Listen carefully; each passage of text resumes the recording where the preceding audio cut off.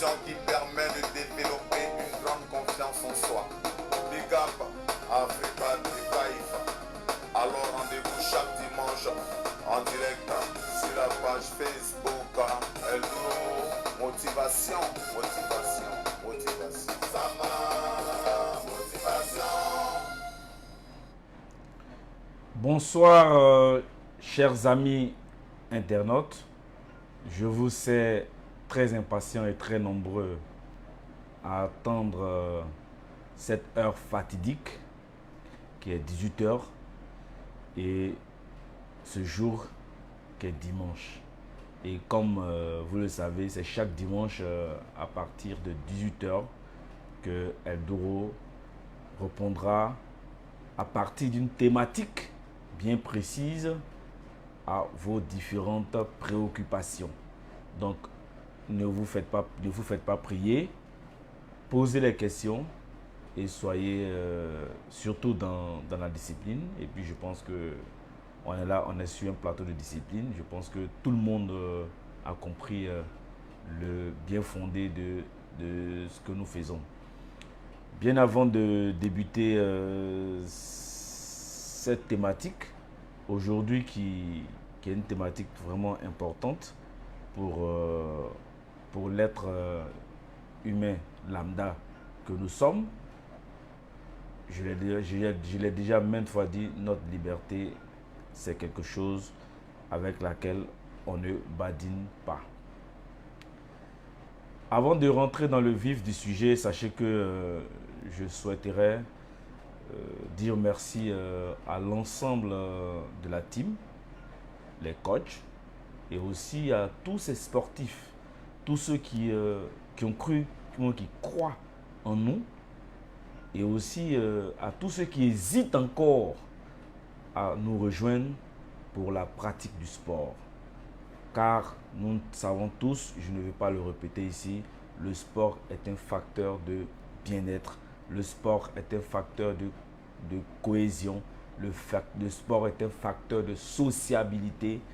Je pense que c'est des valeurs qui incarnent aussi le développement personnel que chacun de nous ici doit cultiver pour que nous soyons dans un monde, dans un environnement paisible, dans un environnement où il fait bon vivre. Je tiens encore à remercier très sincèrement et très chaleureusement tous nos sponsors, à savoir Afribat Côte d'Ivoire, le Caif Énergie, le Remède, qui sont des structures qui viennent en aide à Eldoro Motivation pour nous permettre d'effectuer nos activités dans la sérénité. Et à tout cela, je tiens à leur dire merci. Merci également à tous ceux qui ont pris leur courage à deux mains pour participer à la grande randonnée que la team Eldoro a eu à organiser le dimanche 8 mai à la forêt du Banco. Voilà, sachez que la forêt du Banco est l'une des forêts vraiment les plus prisées dans le monde. C'est la deuxième forêt, la Côte d'Ivoire est la deuxième ville après le Brésil à avoir une forêt en pleine ville. Et je dis que vraiment c'est fantastique. Allez-y découvrir et vous verrez que notre pays regorge de beaucoup de potentialités touristiques que nous-mêmes nous ignorons. Et c'est les autres qui vont le découvrir à notre place. Aussi, j'aimerais dire un prompt rétablissement, souhaiter un prompt rétablissement à tous nos malades. Être malade, ce n'est pas seulement celui qui est couché à l'hôpital, mais être malade, c'est celui qui ne se sent pas bien dans la tête. Être malade, c'est celui qui a envie de quelque chose et qui ne l'a pas. Être malade, c'est celui qui souffre à la place de l'autre. Être malade, c'est celui qui n'a pas toutes ses facultés mentales, psychiques, physiques en place. Vraiment, à tout cela, je souhaite un propre rétablissement. Je leur demande de rester positif dans la tête.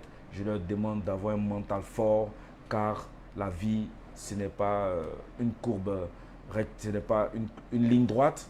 La vie est faite de turbulences. Et sachez que durant toutes ces turbulences-là que vous allez vivre au cours de votre vie sur Terre, c'est des choses qu'il faut vraiment apprendre à dompter, même si ce n'est pas facile, mais c'est des choses qu'il faut apprendre à dompter, c'est des choses qu'il faut apprendre à accepter, parce que nul n'est immortel. Et je pense que cela est un message fort pour toutes les personnes déprimées qui ont perdu quelqu'un ou qui sont malades. Vraiment, je tiens à vous dire de rester fort dans la tête. Et tous ceux qui ont perdu un être cher, chaque jour que Dieu fait, nous perdons un être cher. J'aimerais que ces familles éplorées là vraiment soient réconfortées. Donc au nom de la team Eldoro Motivation, nous tenons à réconforter toutes ces personnes-là. Et enfin, dire merci à l'ensemble de tous ceux qui sont là aujourd'hui, de tous ceux qui me suivent, qui ont pris de leur temps, parce que nous sommes dimanche, on peut se reposer, on peut faire autre chose, mais qui ont accepté de prendre de leur temps, de venir écouter ce que Eldoro va développer ce soir comme thématique. Donc ce soir, comme thématique, nous allons développer ce que tout le monde entend par la légitime défense. La dernière fois, nous avons fait ce qu'on appelait l'homicide. L'homicide, je rappelle rapidement, l'homicide, nous avons dit qu'il y avait deux catégories d'homicide. L'homicide volontaire qui est fait exprès, qui est fait avec préméditation, et nous avons l'homicide involontaire qui est fait par imprudence, par négligence. Donc aujourd'hui, nous allons voir la légitime défense. Et comme la définition nous le dit, c'est la défense qui est réglementée par la loi. Mais, cette notion a fait couler beaucoup d'encre. Oui, beaucoup d'amalgames se font au niveau de ce thème juridique-là. Et sachez que dans le code pénal ivoirien, l'article 97 et 98 nous définissent clairement ce que c'est que la légitime défense. Aujourd'hui, comprenez que la légitime défense, c'est l'utilisation de façon très encadrée par la loi de la violence, qui est normalement un acte illégitime pour se défendre ou défendre quelqu'un d'autre. La légitime défense obéit à des règles qui sont non seulement elles-mêmes strictes, mais qui en plus sont appliquées de façon très stricte, parfois même trop stricte par rapport à la réalité opérationnelle par les juges. Le but est évidemment d'éviter que notre société ne devienne un champ de bataille où chacun fera ce qu'il veut, où chacun réglera ses comptes à autrui. Sachez qu'une victime qui se défend sera passible de poursuite pénale si elle blesse ou tue son agresseur. Comprenez bien, une victime qui se défend sera passible de poursuite pénale, c'est-à-dire ne sera pas poursuivie, même si elle blesse ou tue son agresseur. J'aurai le temps de vous expliquer ça plus tard, parce qu'il y a le contrepoids. Le principe est que tout citoyen est tenu de s'en remettre aux forces de l'ordre pour maîtriser l'agresseur et à la justice de punir cet agresseur-là. Mais en cas d'urgence ou d'impossibilité de joindre les secours, il sera possible, sous certaines conditions, oui, il y a la notion de conditionnalité qui apparaît. Donc, sous certaines conditions, d'assurer sa propre défense sans être poursuivi au pénal, c'est la légitime défense. Assurer sa propre défense, voire même celle des autres, sans être poursuivi au pénal, parce que vous avez suivi les conditions érigées par la loi pour être éligible dans le cadre de la légitime défense. Les moyens utilisés lors de cette défense doivent être légitimes. Oui, les moyens que vous allez utiliser pour vous défendre ou autrui doivent être des moyens légitimes, c'est-à-dire accordés par la loi, réglementés par la loi, acceptés par la loi. Donc ces moyens doivent être légitimes. c'est la justice qui vérifie. Oui, je vous le dis, ça c'est la justice qui vérifie si la riposte que vous envoyez à votre agresseur. Donc, si la riposte que vous avez utilisée pour vous défendre est un cas de légitime défense. Ça, c'est à la justice de déterminer. Pour que la légitime défense existe, il existe 5 conditions que je vais vous citer pour que vous soyez vraiment dans le cas de légitime défense. Donc, premièrement, sachez que l'attaque doit être justifiée, c'est-à-dire sans motif valable. Vous êtes là, quelqu'un vient, il vous attaque. Il est venu vous attaquer sans motif valable. Ça, c'est la première condition. La deuxième condition, la défense doit se faire pour soi ou pour une autre personne. Donc, vous vous défendez vous-même ou vous pouvez prendre la défense d'une autre personne. La défense doit être immédiate. Je vais revenir, je vais vous expliquer plus tard. La défense doit être nécessaire à sa protection. C'est-à-dire que la seule solution était la riposte. Au moment des faits, la seule solution était la riposte. Et enfin, la défense doit être proportionnelle, c'est-à-dire égale à la gravité de l'attaque. On en reviendra et je vais mieux vous expliquer. Donc, il existe une condition supplémentaire sur la défense d'un bien. Oui, on peut défendre un bien, qui n'est pas forcément une personne.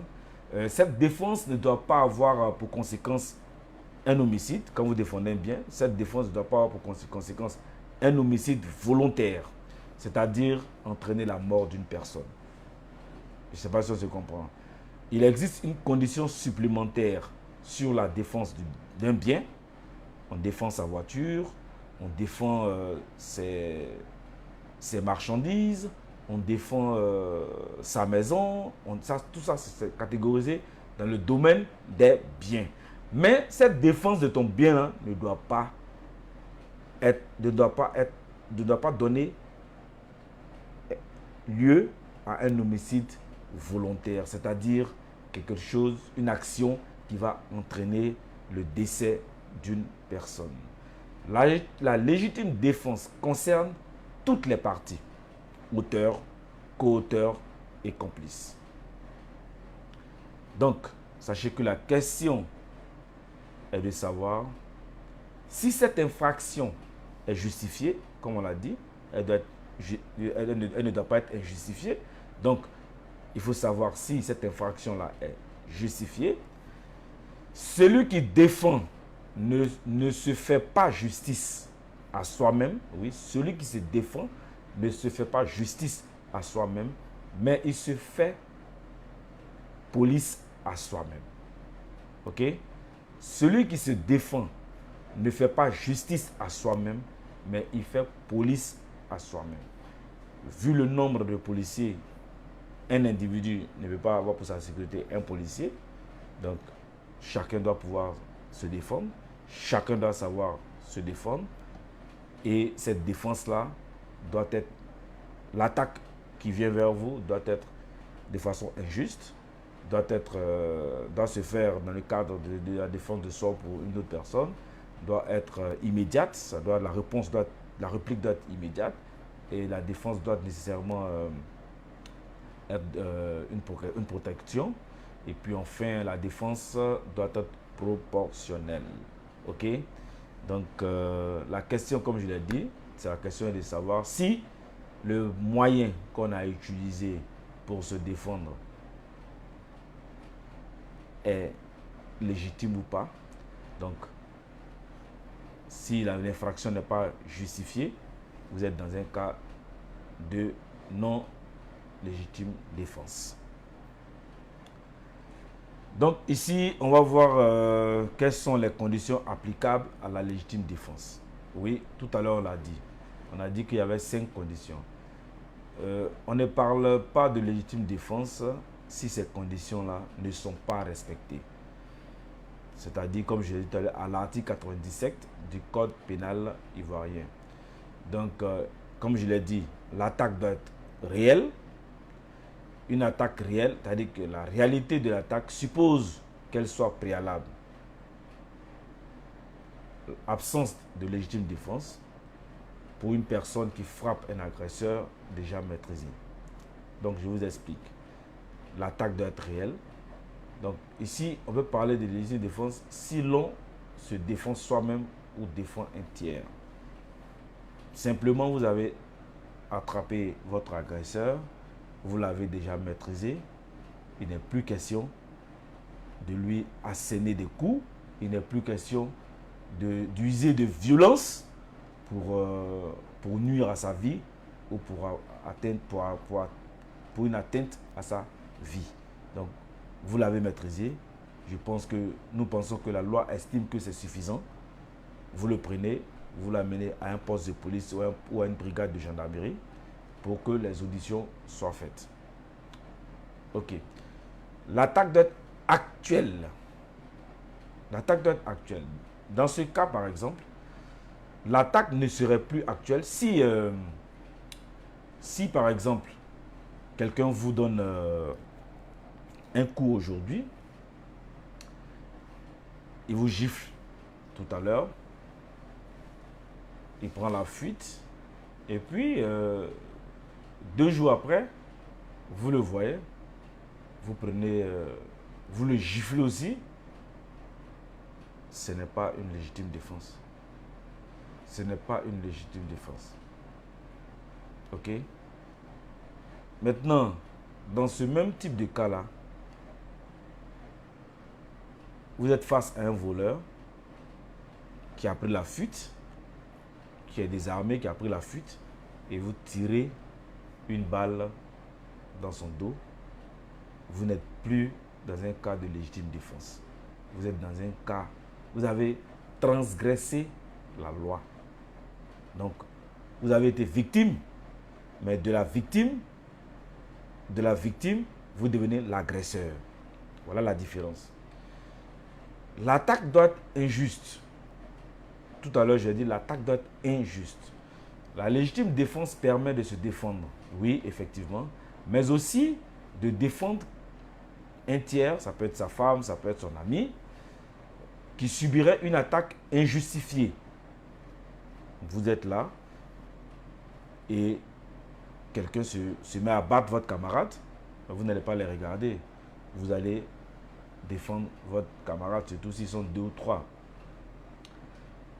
Donc, comme je le disais, une attaque allant même créer un homicide aux violences physiques, même légères, ou des menaces. Ça, c'est une attaque injustifiée. Mais ici, sachez que peu importe que ce soit ce tiers, soit une personne connue, ça peut être un ami de la famille, ça peut être la famille même, ou inconnu comme une personne injustement attaquée dans la rue. Oui, comme je l'ai dit. Mais pour être retenu comme légitime défense, il faut que cette réaction réponde aux 3 critères que nous venons de citer. C'est-à-dire la proportionnalité, il faut que la simultanéité, il faut que l'attaque soit actuelle, il faut que l'attaque soit réelle, il faut que l'attaque soit injuste. Oui, vous ne lui avez rien fait, il vient, il vous attaque. Ça, c'est une attaque injuste. Donc là, on parle en ce moment de légitime défense. La riposte, c'est nous qui ripostons maintenant. On nous attaque, on riposte. La riposte doit être mesurée. La riposte doit être proportionnée. Et la riposte doit être concomitante à l'attaque. Oui, je reprends. Nous ripostons, on est attaqué, on riposte. La riposte doit être mesurée. La riposte doit être proportionnée. La riposte doit être concomitante à l'attaque. Je vous explique. Donc, sachez que les moyens de défense, c'est-à-dire que les moyens que nous allons utiliser pour nous défendre, doivent être proportionnels à la gravité de l'attaque subie. Ok? On ne vous attaque pas au bâton et vous prenez une arme pour vous défendre. On ne vous gifle pas et vous prenez un tronc, je ne sais pas, une barre de fer pour vous défendre. Il n'y a pas de proportionnalité dans la défense. En l'absence de tout ça, donc sachez que on peut ici cerner cette proportionnalité-là. Il faut qu'il y ait proportionnalité. La jurisprudence nous donne quelques exemples d'actes disproportionnés, c'est-à-dire que des actes qui ne sont pas admis comme étant légitimes, comme faisant partie de la légitime défense. Il faut retenir ici que on ne peut pas répliquer à une gifle, un exemple, comme je l'ai dit, quelqu'un qui vous gifle, on ne peut pas répliquer à une gifle en frappant l'agresseur à un coup de bâton. Oui, ça c'est pas, ou bien avec une barre de baseball, ou bien avec un fer. Ça, ce n'est plus de la légitime défense.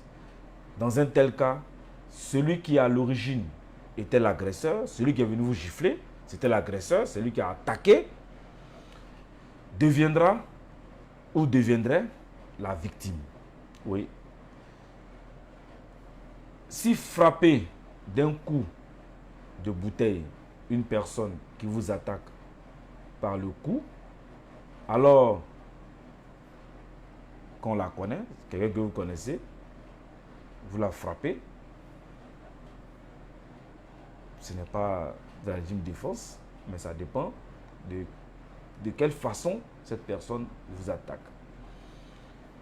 Il est interdit aussi de mutiler une personne. Oui, je vous explique. Il est interdit de mutiler une personne qui vous retient par les vêtements au talon ou bien répliquer avec votre talon en aiguille,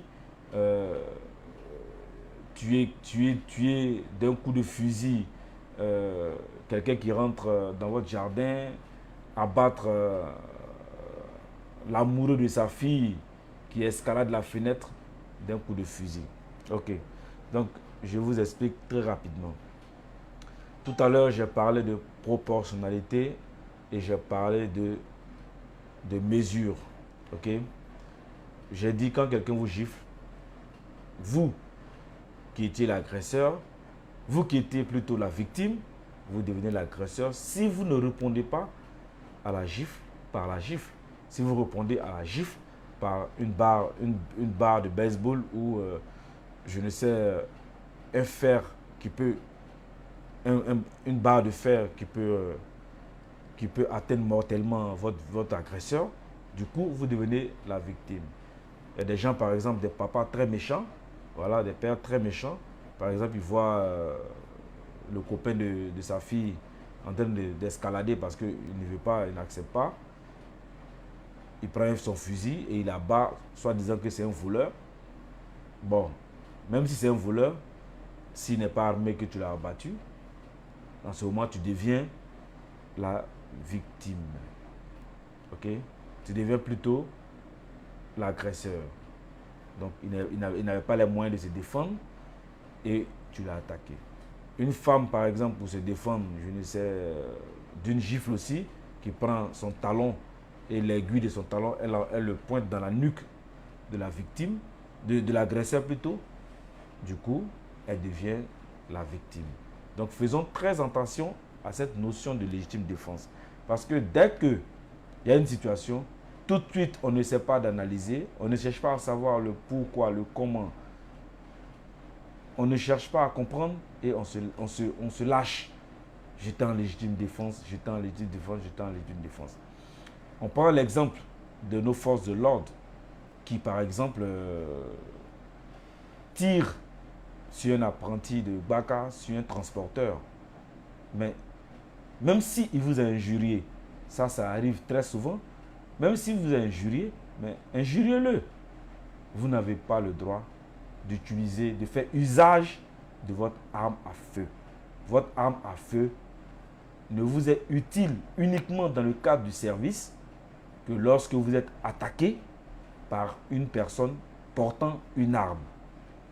Et de ce fait-là, vous pouvez réagir avec votre arme. Après le service, cette arme-là ne vous sert plus à rien. Logiquement, cette arme-là, vous la rangez au magasin d'armes ou vous la rangez là où vous devez la ranger, mais vous ne l'utilisez pas dehors. Parce que si parce que vous avez votre arme, vous êtes en état d'ébriété et que vous commettez l'irréparable, vous serez déchu de vos fonctions. Donc faisons attention. Ce n'est pas seulement les policiers, ça peut être des militaires, ça peut être des gendarmes. Donc vraiment, tous ceux qui utilisent des armes à feu, il faut savoir répliquer de façon proportionnelle à l'attaque.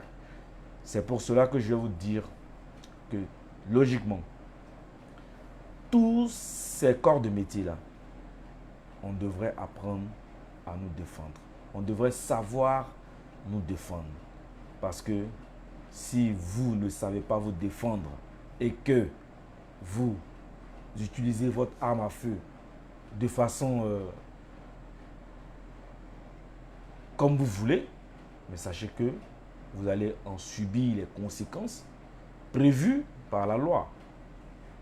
Voilà, là vous serez dans un cas d'homicide. Vous comprenez?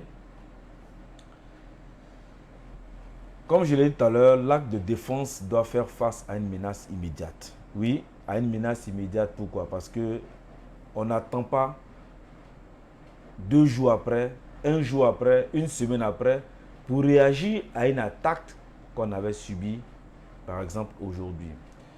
Donc, comme je le dis, il n'est pas question de regarder quelqu'un, ce type-là, j'aime pas sa tête, et puis du coup, on va l'agresser. Donc, on va lui faire la peau.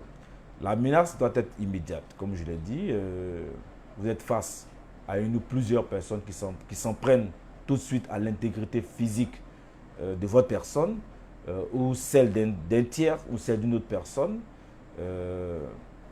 Vous êtes autorisé plutôt à utiliser la violence pour vous défaire ou défaire cette personne-là de cette atteinte immédiate. L'atteinte doit être nécessaire, c'est-à-dire que celui qui utilise la violence pour se défendre devra justifier du fait qu'il n'avait pas d'autre solution que la violence. La violence nécessaire pour se défendre. Soit par exemple, il ne pouvait pas fuir, il ne pouvait pas se cacher, il était l'unique voie, la violence était l'unique voie qui lui restait pour sortir de la situation trouble dans laquelle il se trouvait.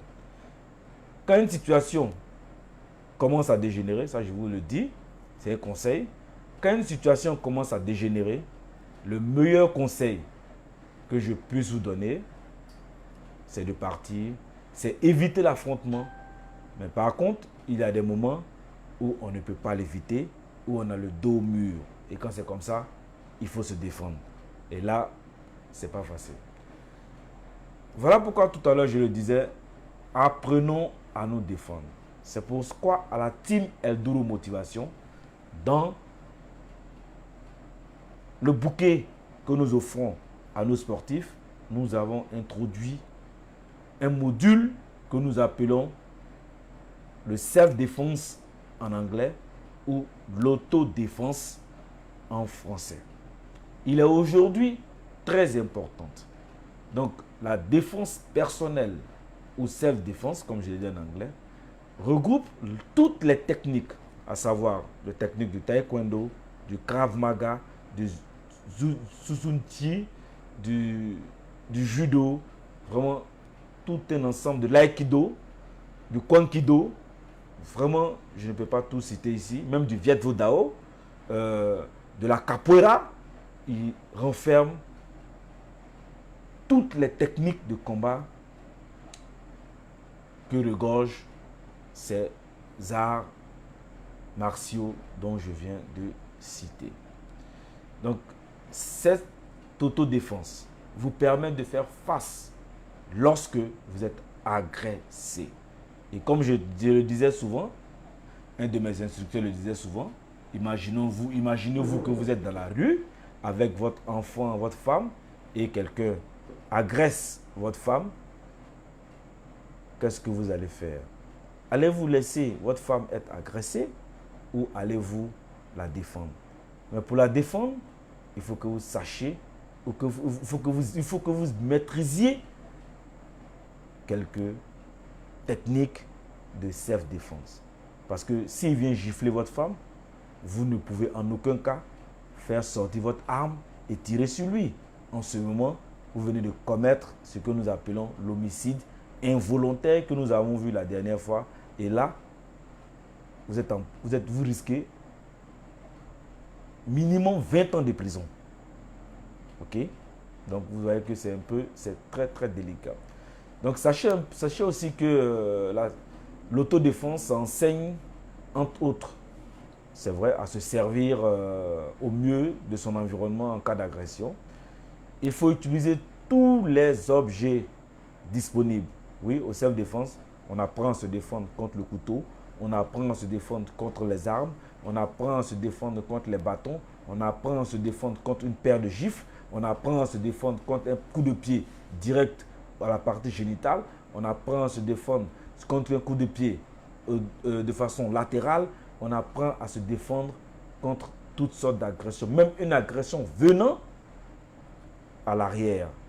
Et apprendre le self-défense permet à votre cerveau de rester toujours en alerte, permet de déceler tout de suite dans votre environnement qu'est-ce qui peut être dangereux pour vous et vous serez toujours prêt à vous défendre.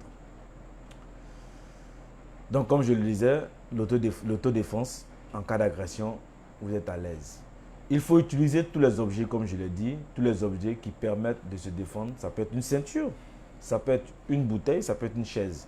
Vous pouvez prendre une chaise pour bloquer un couteau, vous pouvez prendre une chaise pour faire barrage à une machette. Mais attention tout de même, le code pénal stipule que, et retenez ça bien, vous connaissez l'autodéfense. Vous avez les rudiments nécessaires pour vous défendre.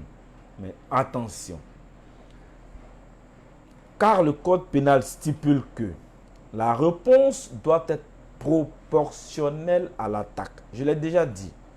La réponse de votre défense doit être proportionnelle à l'attaque. Et que l'on peut être considéré en légitime défense que si l'on est agressé en premier. Donc c'est pourquoi j'ai dit, dans l'une des conditions, que l'attaque doit être injuste. Vous comprenez? Si vous êtes le premier à être attaqué et vous devez vous défendre, mais il faut que la réponse à l'attaque qui vient qui fait face à vous doit être proportionnelle à la réponse que vous allez donner à votre agresseur. Celui qui vous agresse avec un couteau, au pire des cas, vous ne pouvez utiliser qu'un couteau. Si vous pouvez à main nue vous défendre, c'est bon. Celui qui vous attaque à main nue, c'est à main nue que vous vous défendez.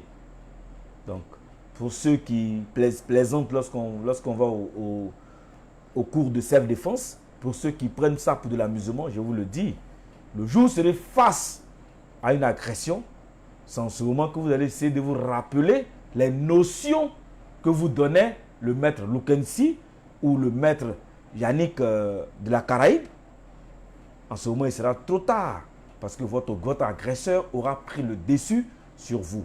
Et si vous êtes accompagné, si vous êtes avec une belle compagnie, mais je vous assure que cette honte-là, vous n'allez pas la digérer de sitôt.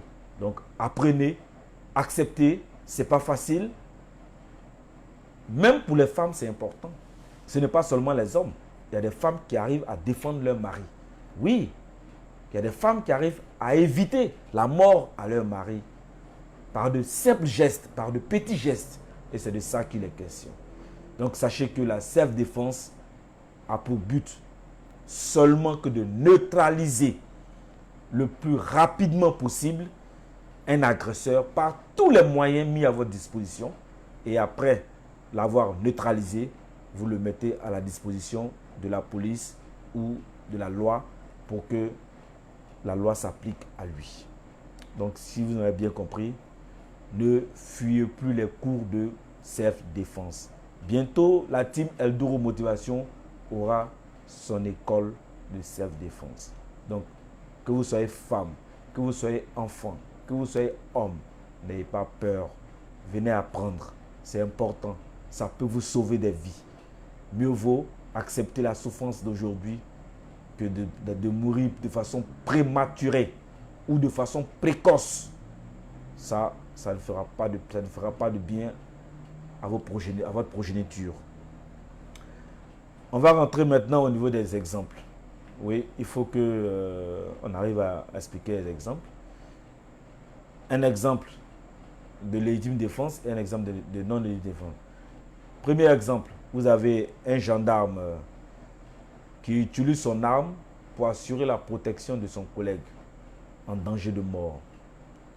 Il utilise son arme pour assurer la sécurité de son collègue qui est en danger de mort. Donc, est-ce que nous sommes dans un cas de légitime défense ou nous ne sommes pas dans un cas de légitime défense? Oui, nous sommes dans un cas de légitime défense. Voilà, parce que son ami est entre la vie et la mort. Deuxième exemple, une personne donne des coups de couteau. Une personne donne des coups de couteau après avoir été insultée et sans avoir été victime de violences physiques. Ok, on vous a insulté, vous prenez un couteau et vous l'enfoncez à celui qui vous a agressé verbalement. Vous n'êtes pas dans un cas de légitime défense, vous serez sanctionné par la loi. Un autre exemple, une personne donne des coups de poing à un policier lors de son arrestation. Ce n'est pas un cas de légitime défense. Lui, il va se faire, on appelle ça outrage à la personne dans le cadre de sa fonction. Donc, il aura, le policier t'a arrêté, tu le gifles, mais tu vas en payer les conséquences. Ça, c'est clair, tu vas en payer les conséquences. Donc, voilà un peu quelques exemples. Mais on va prendre encore d'autres exemples pour que vous puissiez comprendre. Un autre exemple, nous avons affaire à une dame. Oui, un autre exemple, une dame qui est dans son service est admirée de tous, une très belle dame. Et un jour, la dame décide de rester au boulot pour terminer un travail. Tout le monde est parti. Et le vigile qui est là, qui est un homme, qui a aussi des sentiments, bon, il ne sait pas comment faire. Et ce jour-là, il décide de violer cette dame-là. Et après, même tractation, après vraiment s'être défendu copieusement, le vigile est parti. Et lorsque le vigile est parti, la dame, sous l'effet de l'émotion, en partant, elle prend un couteau et elle plante le couteau dans le dos du vigile qui est assis à son poste. Ici, est-ce que nous sommes dans un cas de légitime défense? Ici, est-ce que nous sommes dans un cas de légitime défense?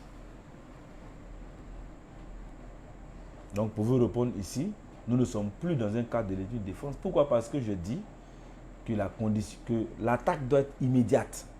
C'est-à-dire que pendant qu'il faisait ça, si elle avait poignardé, en ce moment, elle était dans un cas de légitime défense. On pourrait assimiler ça à un cas de légitime défense. Mais ici, c'est un cas d'homicide volontaire.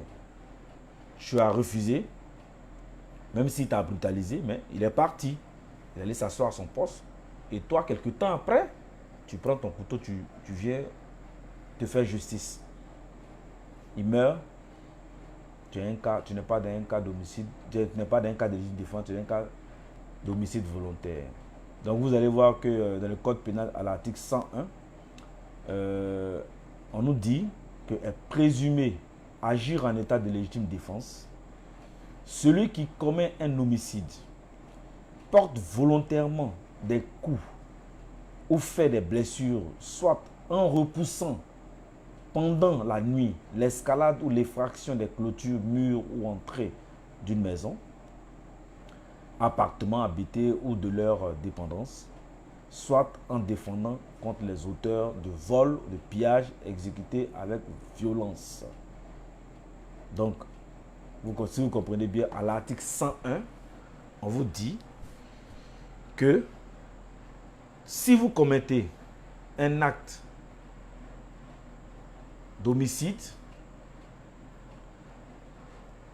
ou un coup ou des coups et blessures à quelqu'un qui rentre chez vous par effraction la nuit, qui crée en fait autour de votre habitation, qui donne des signes de cambriolage, si vous agissez contre cette personne-là, vous êtes en état de légitime défense. Donc, ça veut dire que la dame qui a poignardé le vigile a voulu profiter, si c'est vrai, le vigile a voulu profiter pour la violer, mais il n'a pas pu, il est parti, puisqu'elle a menacé, donc il est parti. Donc en conséquence, on ne peut pas parler ici de légitime défense, mais d'homicide volontaire. Oui, elle a tué, car le meurtre commis par la dame n'était pas dans le but de se défendre. Oui, ce n'était pas dans le but de se défendre parce que il était déjà parti. Un autre exemple, il s'agit d'un monsieur qui a été cambriolé, on va l'appeler monsieur X, qui avait été cambriolé à 2 reprises dans sa maison. Et il a pris le soin de prévenir tous les jeunes du quartier qu'il suspectait, parce qu'il y a des jeunes du quartier qu'on suspecte d'être des coupables. Il avait acheté une arme et que le prochain voleur il allait le tuer. Donc les voleurs ayant pris les menaces de ce monsieur-là comme un affront, ils se sont ainsi infiltrés dans la maison de ce monsieur en vue de le cambrioler, de piller sa maison et en plus même le tuer. Donc ils ont attaqué le monsieur, ils l'ont ligoté, ils l'ont tabassé, ils lui ont fait subir toutes sortes de tortures. Et après avoir fini de vider le coffre du monsieur, ils venaient maintenant le tuer. Lorsqu'ils se sont rendus compte que le monsieur avait réussi à se détacher parce qu'il avait été ligoté, le monsieur avait réussi à se détacher et menaçait de dévoiler leur identité puisqu'il les avait reconnus à tout le quartier. L'un des malfaiteurs, malheureusement, étant derrière lui sans qu'il ne le remarque, il a bondi sur monsieur X qui avait un fusil. Donc dans la lutte avec monsieur X, un coup est parti et le cambrioleur décède. Donc ici par exemple, on peut parler de légitime défense. Oui, on peut parler de légitime défense parce que il a été cambriolé chez lui la nuit, comme le disait l'article 101. Mais l'article 102 aussi nous dit que est présumé agir en état de légitime défense celui qui commet un homicide,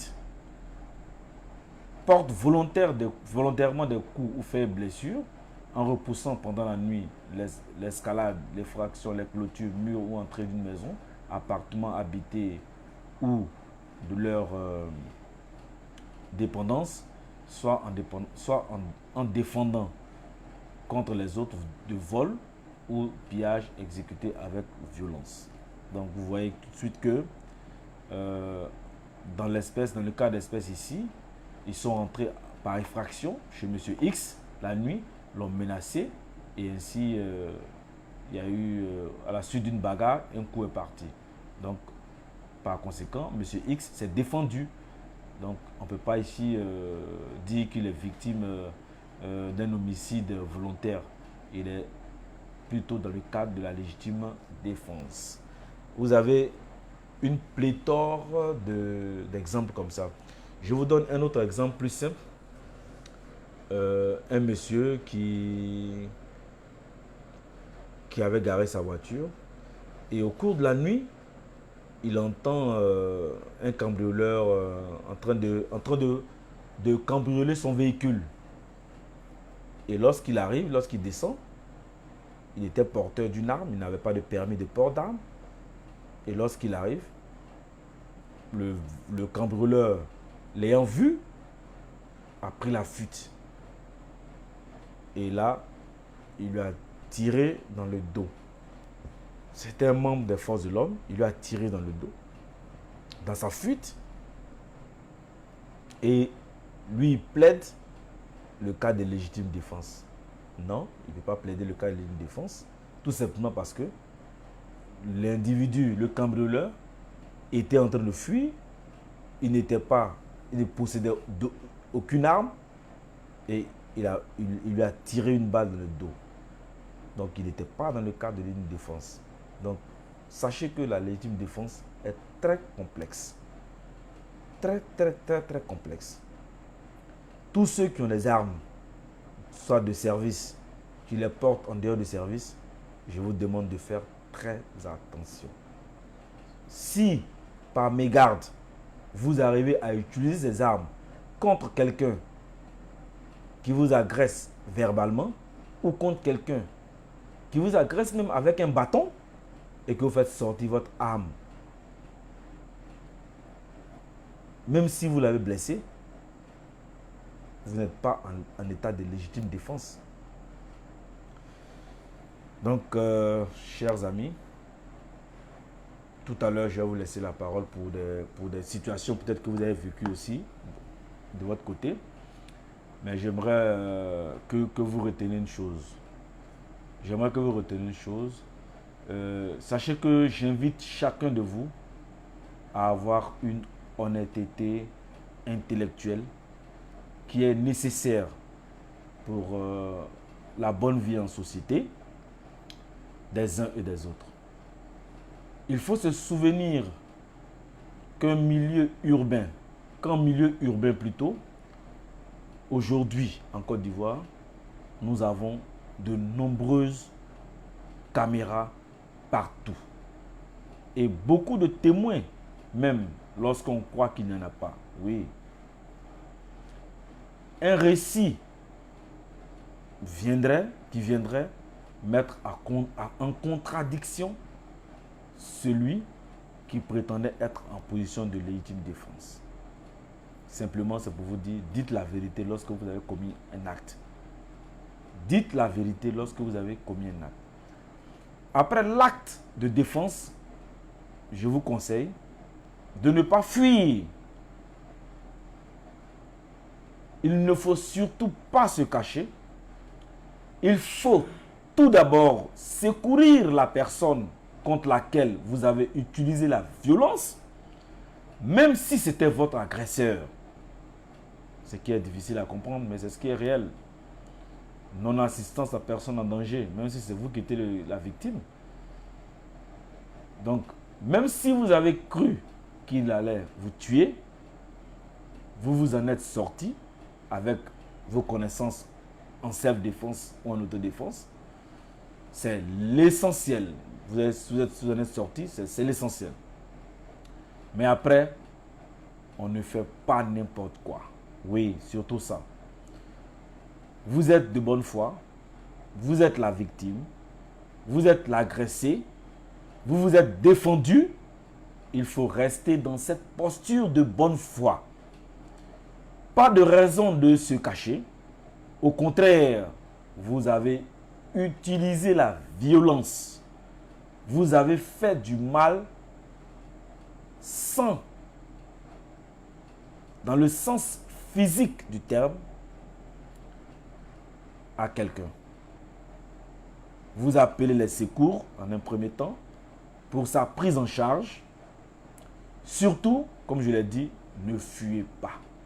Les secours, c'est-à-dire les sapeurs-pompiers, les autorités, c'est-à-dire la police, et vous attendez sur place et ensuite vous répondrez aux questions en ne cachant pas la vérité.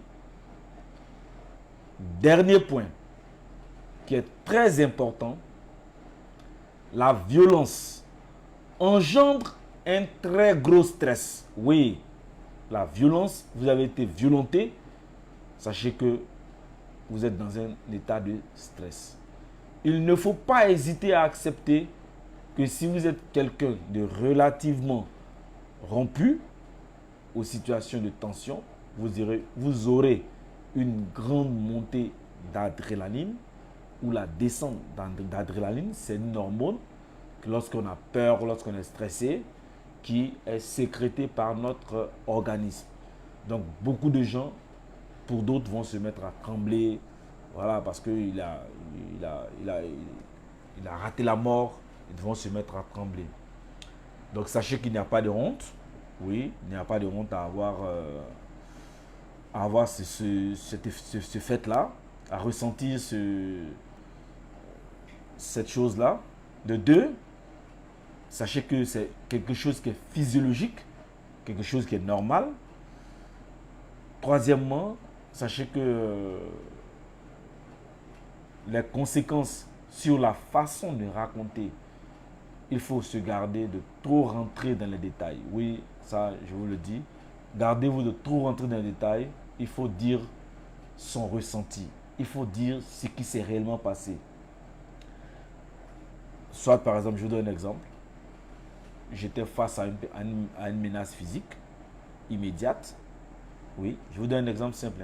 Lorsque le policier va poser la question, j'étais face à une menace physique immédiate.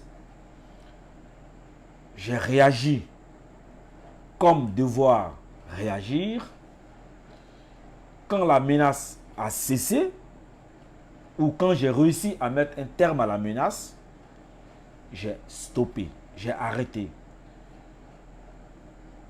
J'ai appelé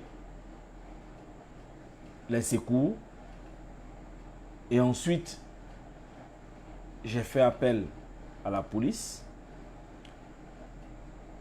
Je souhaiterais être examiné par un médecin, oui, et à ce dernier, vous parlez du stress que vous avez parce que en face, on rentre dans du droit pénal. Les gens vont chercher la petite bête pour savoir si c'est vous qui avez tort ou pas. Donc vraiment, il est important que ce stress-là soit acté dans la procédure. Dans la procédure qu'on va donner, il est important de mettre ce stress-là, de faire ressortir ce cas de stress-là. Comme je le dis tous les jours, Duralex, sed lex. Ça veut dire simplement, la loi est dure, mais c'est la loi. Nul n'est censé ignorer la loi. Donc aujourd'hui, tous ceux qui pensent qu'ils sont dans des situations de cas de légitime défense, aujourd'hui, je viens de vous donner une petite explication pour vous permettre de comprendre que même si vous êtes porteur d'une arme et que vous avez agi dans le cadre d'une légitime défense et que vous avez été l'objet d'un homicide, sans qu'il n'y ait proportionnalité dans l'acte, sachez que vous serez sanctionné par le code pénal, par la justice. Et ça, c'est impardonnable. Donc, lisons le code pénal. Lisons-le. Si on ne comprend pas quelque chose, lorsque je vous donnerai quelques notions, je pense que les prochaines notions de droit, pour le dimanche, ce ne sera plus de droit, mais déjà comprenez que nous sommes dans un monde qui évolue vite. Nous avons des caméras partout aujourd'hui en Côte d'Ivoire, ce qui n'existait pas il y a peut-être 10 ans. Mais aujourd'hui, il y a des caméras partout. Et quand on vous demande d'expliquer quelque chose et que vous n'expliquez pas avec la bonne version, sachez qu'une caméra cachée quelque part ou quelqu'un qui a assisté, un témoin, peut venir mettre en mal tout ce que vous avez dit. Donc, apprenons à être honnête. Donc sur ce, je vais vous donner 3 minutes pour poser quelques questions et puis nous allons nous dire au revoir et nous souhaiter un bon début de semaine. Donc je suis à vous pour les questions. Tous ceux qui ont des questions à poser, je suis à vous. Je vous écoute.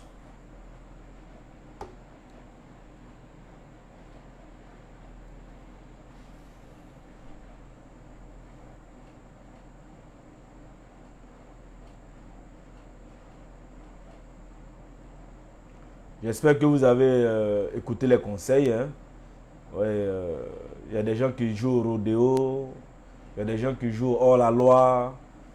J'ai une arme, je suis un militaire, je suis gendarme, je suis policier, et j'en passe. Mais qui utilisent leurs armes de façon... qui utilisent mal leurs armes parce que à la sortie de l'école, ils oublient ce qu'on leur a enseigné. Ce qu'on leur a enseigné, c'est-à-dire le droit, le code pénal. C'est quelque chose que vous devez avoir comme une Bible à côté de vous. Vous devez la lire au quotidien et vous devez chercher à comprendre ce qu'il y a à comprendre pour sauver votre vie et celle de vos familles. Parce que comme je le dis tous les jours, vous êtes peut-être le socle, vous êtes peut-être la fondation d'une famille. Et si par mégarde, et si par ignorance, et si par je ne sais quoi, vous utilisez vos armes de service en dehors du service, et même dans le cadre du service, où on va justifier, vous allez justifier comment vous l'avez utilisé. Et si vous l'avez mal utilisé, vous n'êtes pas dans un cadre de légitime défense. Il y a des gens, par exemple, qui sont à la recherche d'un voleur ou d'un malfaiteur. Et lorsqu'ils attrapent le malfaiteur, il y a un, par exemple, parmi eux qui enlève son arme et qui abat le malfaiteur de sang-froid, malgré que celui-ci n'était pas armé. Vous comprenez? Mais, par contre, s'il y a un échange de coups de feu entre vous et les malfaiteurs et que parmi les malfaiteurs, un tombe sous les balles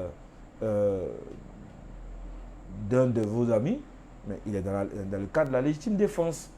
Oui, il est dans le cadre de la légitime défense. Donc faisons attention. Faisons vraiment attention aux armes que nous portons. Ne les portons pas pour le plaisir. Ne les portons pas pour séduire une femme, pour montrer à ses camarades que je suis un dur. Non. Ces armes, vous les utilisez de façon professionnelle. Vous les utilisez peut-être quand vous avez le dos mûr, quand vous êtes face à des agresseurs armés. Oui, dans ce cadre-là, vous êtes dans un cadre de légitime défense.